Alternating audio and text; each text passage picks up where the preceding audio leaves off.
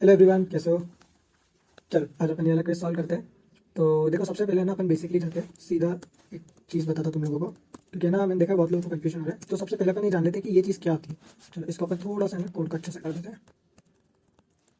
अपन ये भी देखते रहेंगे साइमल्टेनियसली कि एक्स की वैल्यू क्या आ रही है। ठीक है, हाँ अब देखो अपन देखते हैं। पहले अपन ये चीज़ समझते हैं कि y is to x plus plus का क्या मतलब होता है। इसका ये मतलब होता है कि जैसे ही एक्स दिख जाए तुम्हें, जैसे तुम्हें एक्स दिख जाए, ठीक है, उसकी वैल्यू उठा के y के अंदर डाल दो, बस खत्म।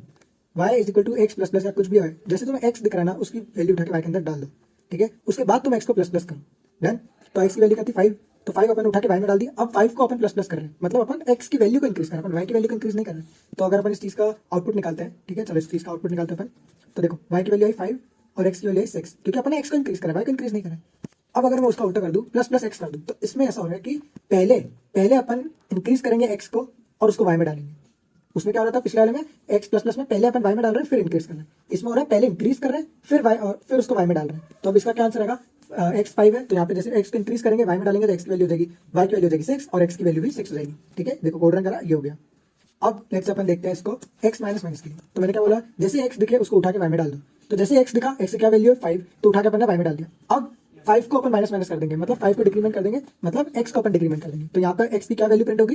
4 प्रिंट होगी। ठीक है, कोड रन करते हैं। देखो y 5 आया और उसके बाद माइनस कर रहे हैं तो x 4 हो गया। ठीक है, तो सिमिलरली अपने मेन कोड में भी यही चल रहा है। देखते हैं अपन क्या हो रहा है। देखो अपन बोल रहे हैं कि पहले x की वैल्यू लो।